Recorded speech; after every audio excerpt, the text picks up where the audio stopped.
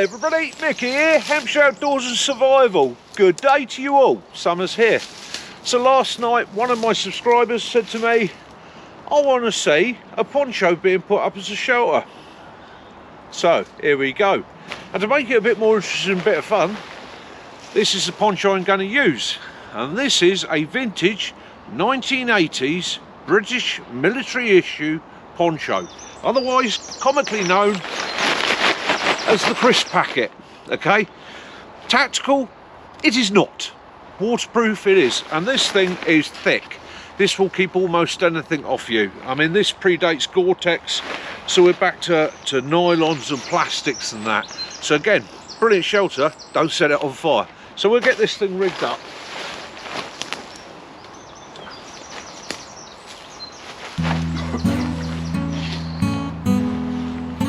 Let's have a look. Let's go with the simplest first.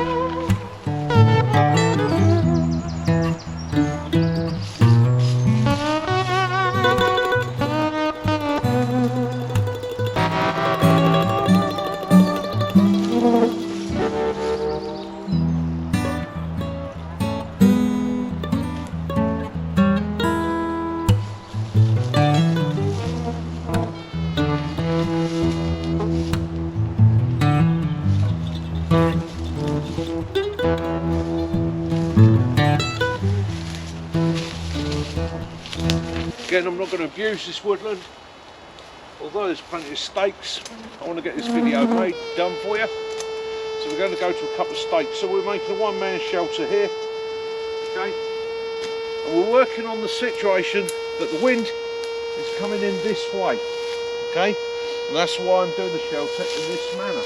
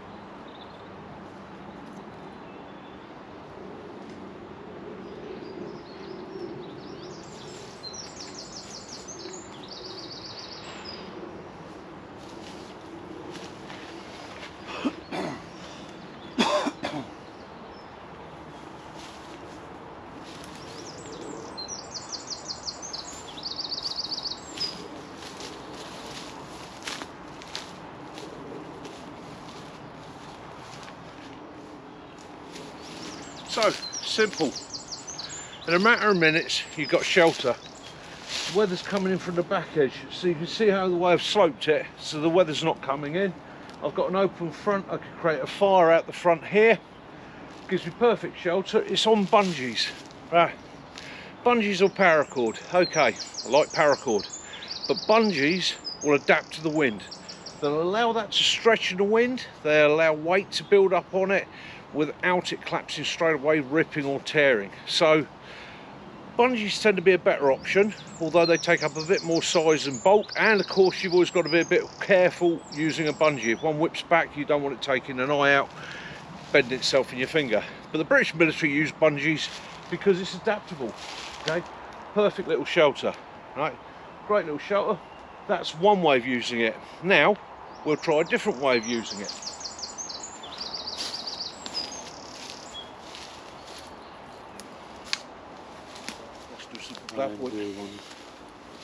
So you'll see me carry this. This is my shelter cord.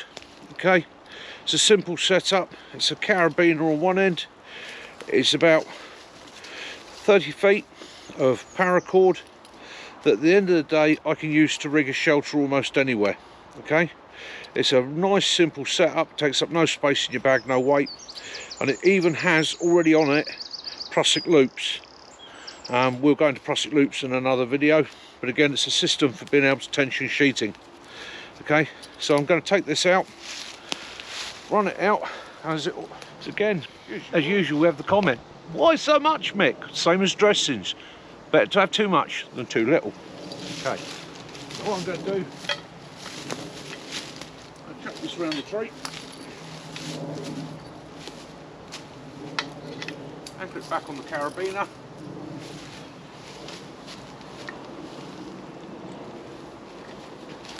Bring it round this tree.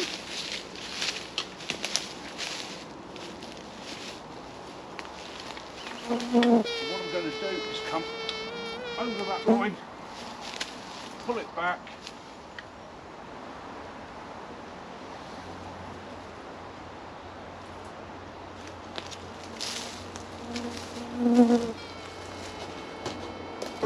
there we go, there we go. Let's do this sensibly.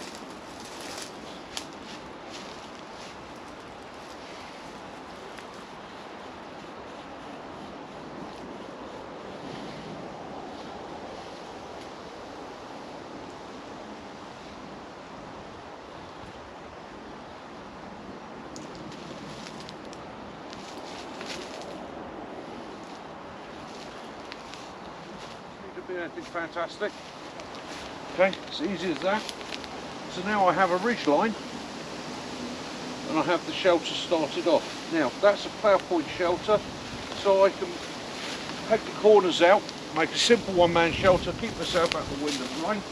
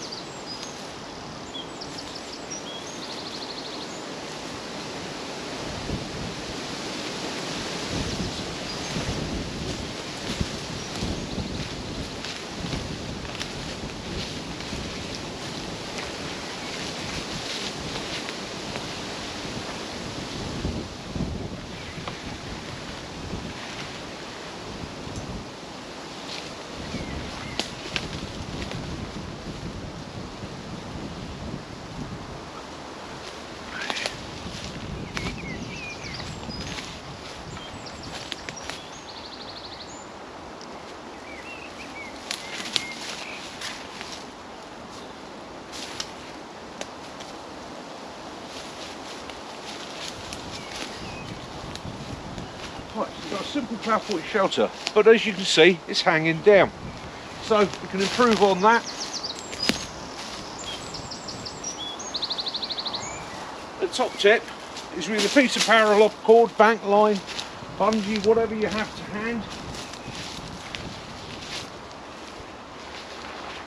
Connect it to your hood section.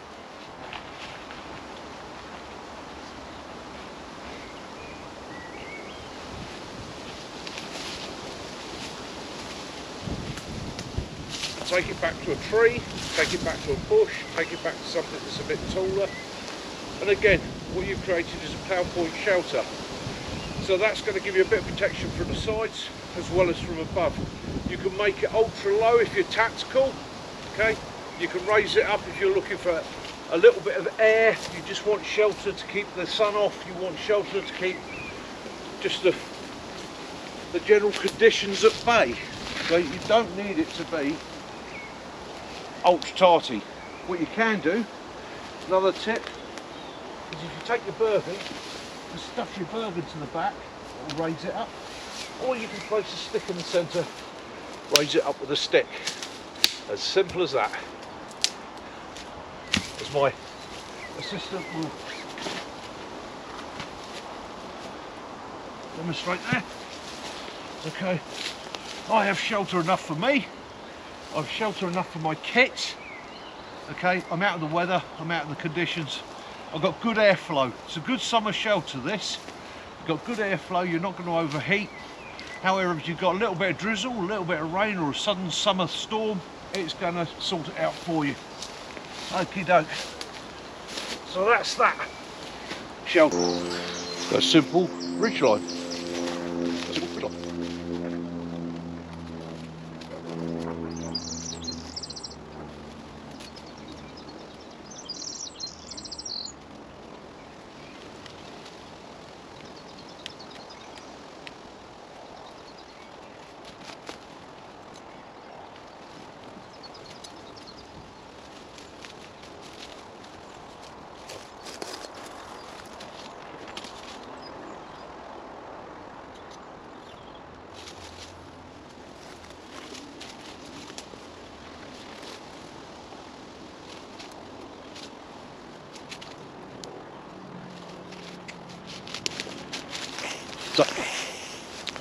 So there we have a simple ridgeline shelter.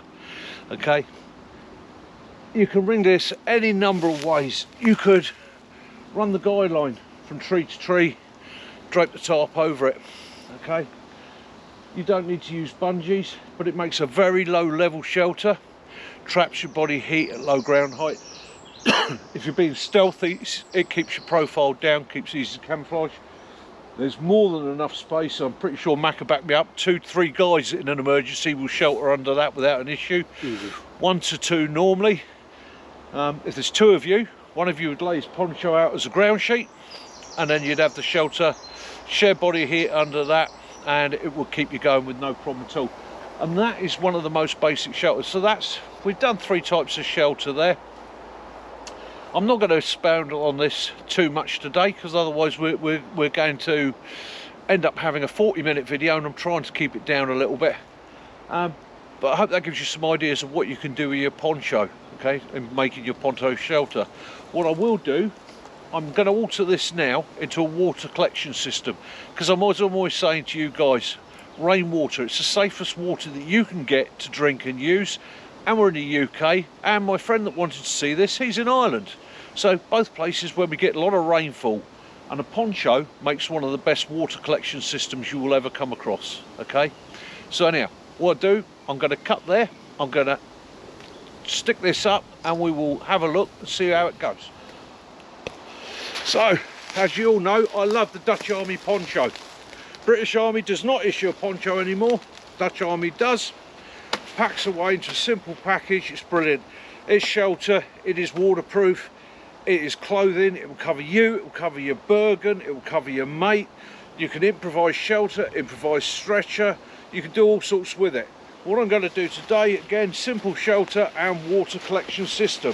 I have covered this before, so for those of you that have seen it before, I know you've seen it, but for those that haven't, here we go. It's nice and simple. Take out your poncho, okay? You've got a plastic side, you've got material side, okay? I prefer to do it with the material side up.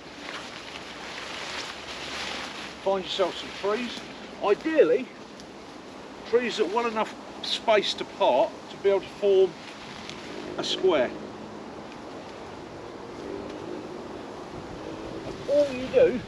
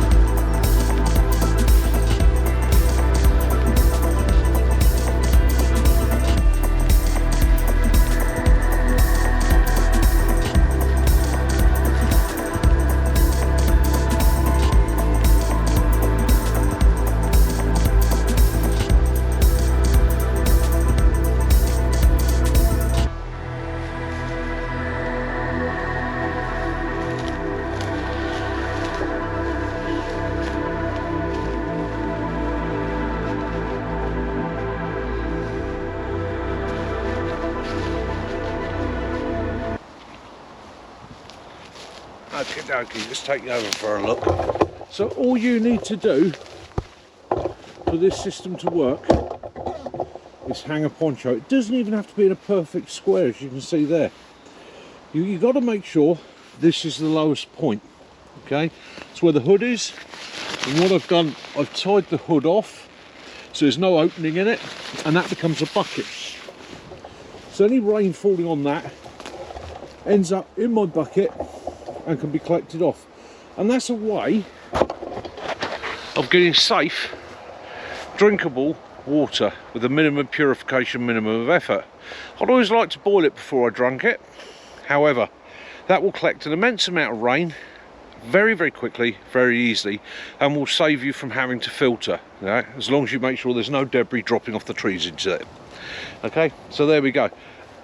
Other than that, it also doubles up as a shelter.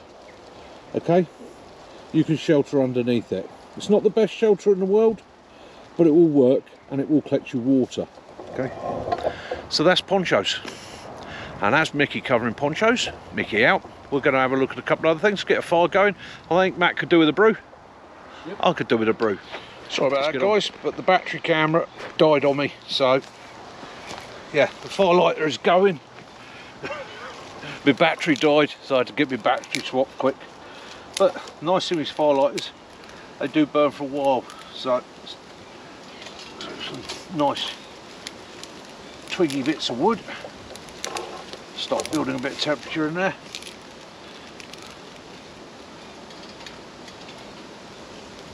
Not going to panic about it.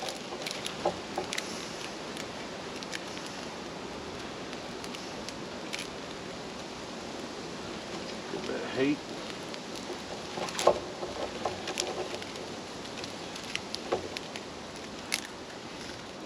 Start building it up in size.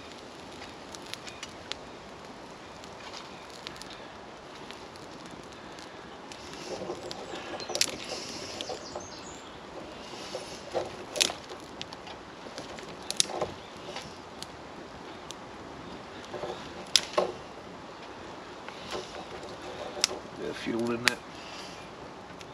Top.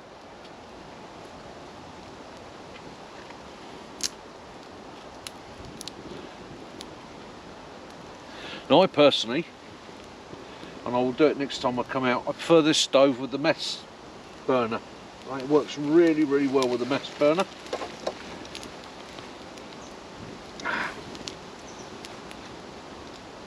Oh. But there is something pleasant about a fire. You're out and about, and as I said before, fire, it's an ancient thing, it's a friend. It's been our friend, our ally, for thousands of years. It's kept away the wolf, it's kept away the hypothermia, the cold, sterilised our water, it's cooked our food, it's signalled for help. It's an ancient, ancient friend, and I don't care who you are, there is a want and a love for having a fire, especially when you're outside. And I hate to keep harping on about it, but along with that comes the responsibility of doing it safely and sensibly. Okay, and yeah, could get brewed. We need a brew.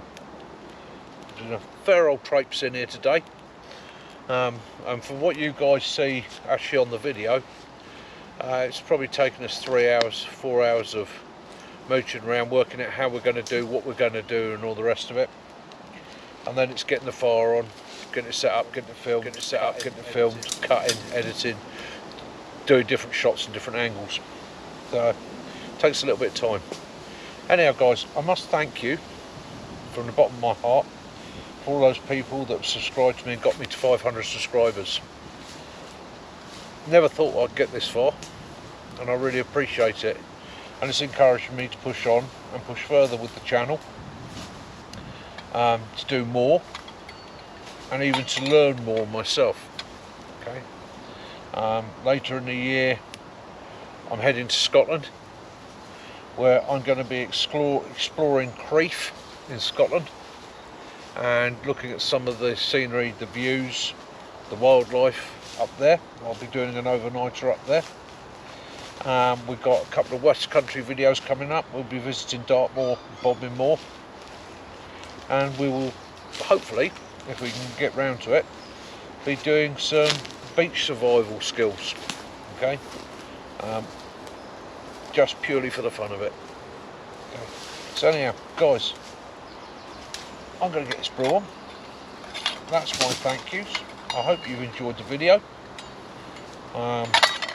Please join us on a Sunday night, 2000 hours, Hampshire Outdoors and Survival, where we run a thing called the Hampshire Hog Hunters, which is a whole group of people getting together now, with like-minded ideas and views, and they have a they have a bit of a giggle, they have a bit of a laugh, I waffle, they chat, and yeah, it's making quite a nice community. Yeah, pop along and see us, join in, yeah, be surprised. We're a friendly old bunch, and it's Hampshire Hog Hunters, okay?